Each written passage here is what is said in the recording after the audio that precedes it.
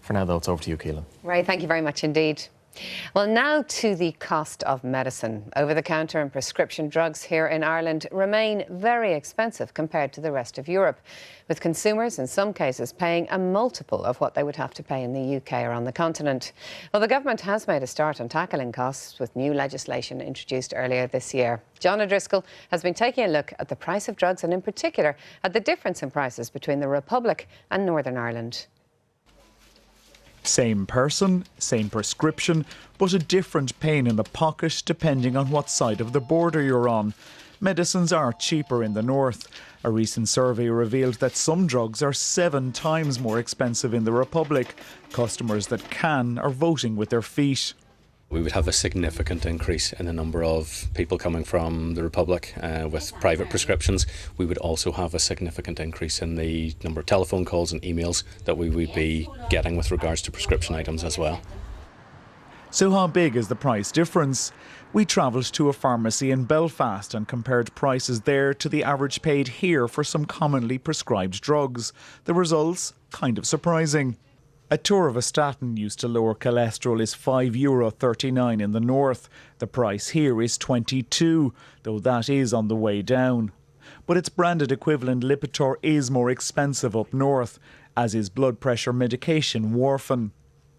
But all other drugs we looked at were cheaper across the border. Omeprazole used to treat ulcers is €17 less expensive. The antibiotic amoxicillin and bisoprolol, a popular beta blocker, are again cheaper.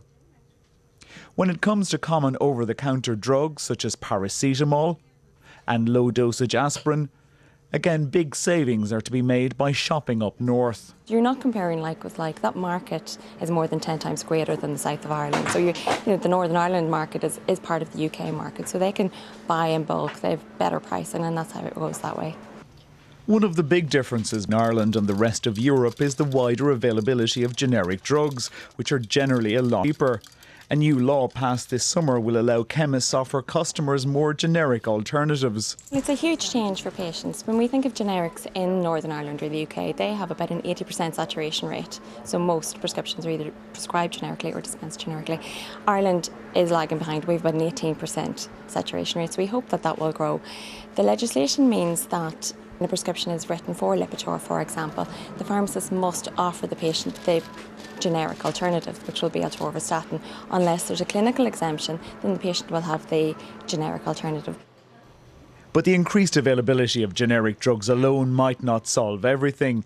A recent ESRI report found that the price of branded and generic copy here is fairly similar, something the big pharma companies are more than happy to point out. For the price of the innovative products, so the patent protected products, Irish prices are in line with the prices in 9 other comparable EU countries.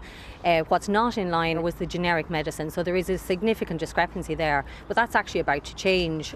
The organisation representing generic manufacturers wasn't available for comment, but they have claimed in the past their prices have dropped by up to 60% since last year.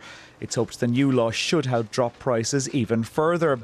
A system called reference pricing, where the HSE will set one price for some drugs based on a European average, also kicks in next month, which should lead to further savings.